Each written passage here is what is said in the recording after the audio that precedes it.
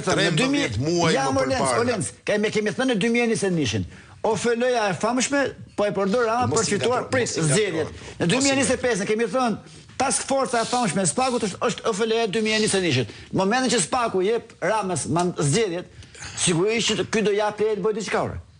Çfarë kemi thënë për këtë? Edhe një herë, pyetja ime është më drejt për drejt. 13 muaj më parë, a besoje që këto dy figurat më të rëndësishme të majorancës do të ishin në një goditje kaq të egër? Unë nuk besoja, a di çfarë besoja unë?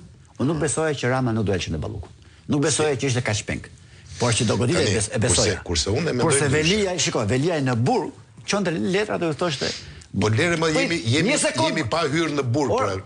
Po. Ai në burg se ka dhe më rëndë sa ting këtë aspekt. Ai ishte në burg dhe u çonte letra e thoshte të mos të marrin vesh këta të syrit për konferencën e shtypit mos vinë, sepse më thoshin dikur ti do shkosh në Rama të ka shit.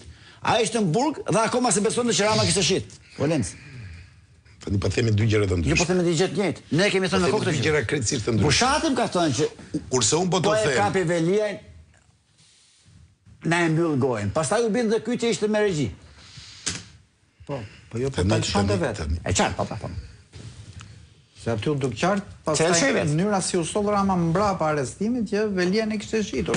Dhe rasti Balluku përforcon hipotezën që Velia e ka shitur. Velia në burg me edhe që do e shesi. Tani edhe këtë mbi ngjarje të njëjta ne mund të tregjem konkluzione të ndryshme. Patjetër. Dhe më lejo tani që unë të tregj një konkluzion të ndryshëm dhe pse e quaj reagimin ndaj aktit politik që Rama bëri për zonjën Balluku, për refuzimin e dhënies së imunitetit, të gjithë zhurmën të ngritur mbi këtë, këtu brenda dhe jashtë, e quaj edhe të egzageruar, edhe pasojë direkte e standardeve të gabuara që ka ndjekur vetë Rama. Për mua, ajo çka ka bërë me zonjën Balluku një muaj e kusur më parë, është gjëja që do të duhej të kishte bërë. Por do të duhet ta kishte bërë këtë gjë edhe atëherë kur I interesonte. Pra të votonte kundër heqjes së imunitetit, edhe të Arben Ahmetajt, edhe për votonte kundër heqjes së imunitetit të Sali Berishës, të protestonte për mënyrën se si u arrestua ish presidenti i Republikës zoti Meta. Po pse më marsianët e protestuan? Më fal. Do të duhet do të duhej ti bënte këto gjëra që sot të thoshim që kjo që do ndodhte, një sekond, kjo që po ndodhte Kongresi për drejtësi. Po gabim. Pra s'mund të bëj këto. Prandaj të bie në sy dhe prandaj bën kaq shumë përshtypje qasja e ndryshme që ai ka ndaj zonjës Balluku, domethënë dy standardet e ndryshme. Unë do shkoj diku përtej kësaj. Pra humbi këtë kartë morale, humbi këtë kartë logjike dhe politike, duke mos reaguar atëherë. Sot ka bërë gjën e duhur, por me mjete dhe mënyra të gabuara, së paku në bindjen time. Dhe çfarë do të ndodh? Dhe çfarë po ndodh? Ajo që ju thash që ngjarjet do t'i tejkalojnë fantazit. Cila është përgjigjja që ka zgjedhur Rama? Jo vetëm se para se shkosh te kjo, para se shkosh te kjo, Lenci, se ti në mënyrë zonjën Balluku nga qeveria, në mënyrë shumë të holl për të mos të ndjellëzore. Ti ngatron një term. Rama thot po bën gjonë e dur tani që po reagon për Ballukun, të bëj gabim që s'reagoi për Metën e për Berishën. Te Meta ke Berisha nuk priti reagim. Rama ja arrestoi. Atëherë do me termat e tua, nuk do të duhej të ishte mbas aty. Nuk do të duhej gjë kundi. Unë po të them është jo vetëm gabim. Jo vetëm është domethënë akti më I gabuar që ai bërë. Një sekond. Ka nis reformë. Jo, sepse për çfarë? Jo, këtu ka një dallim pasaj që është thelbësor. Këtu nuk I hyet historisë së fajësisë, as të zotit Berisha, as të zotit Ahmetaj, as të zotit Meta, as të Veliajt apo Ballukut. Këtu bëhet fjalë për procedurë dhe kjo është fjala e artë në këtë histori. Ky është kyçi. Procedurë, proces të drejtë, të rregullt, ligjor. Se sa janë të fajshëm atë të pafajshëm, kjo është një histori e dytë. Rama me veprime dhe mos veprimet e tij ka ndikuar që kjo procedurë të helmojë të gjithë procesin. Ky është thelbi I gjës.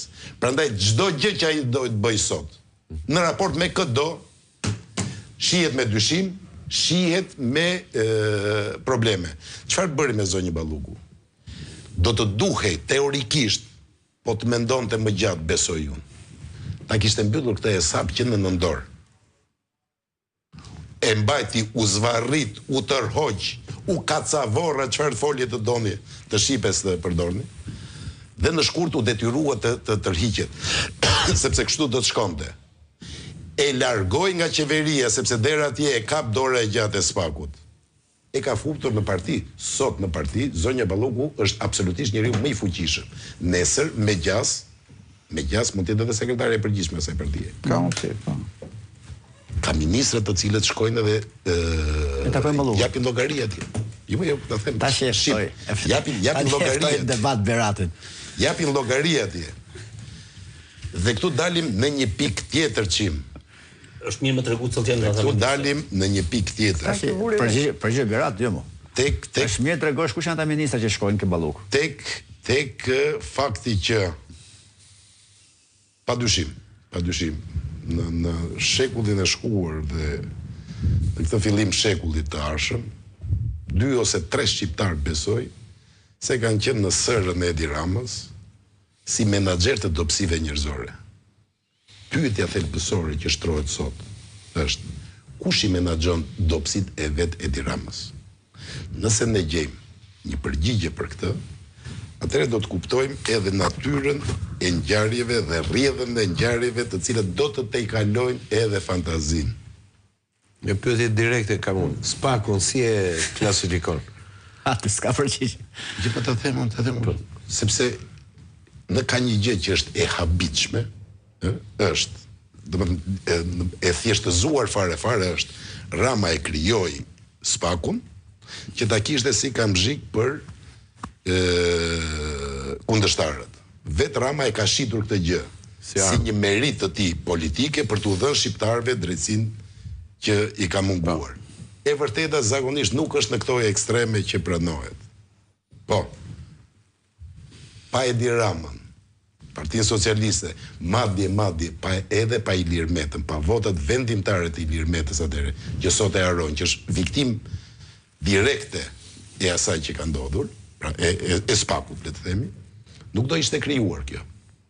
Po vetë shqiptarët, po të them, as nuk e kishin këtë frymëzim, as nuk e kishin këtë dëshirë, dhe madje ka pasur ca njerëz që në atë kohë kur u votua, ca njerëz ishin më të mençur se pjesa më e madhe atyre që ngritën duart, që parashikuan që kjo krijesë do t'u hante kokën atyre. Dhe kjo është pjesë normale e procesit. Kjo ka të bëjë po me atë gjën që ju thash. Ngjarjet te kalojnë fantazinë, sepse secili mendonte do të ndodh, po do ta psoj ky. Dhe deri para 2 vjetësh Rama këtë mendonte. Do të ndodh, po do ta hanë ata.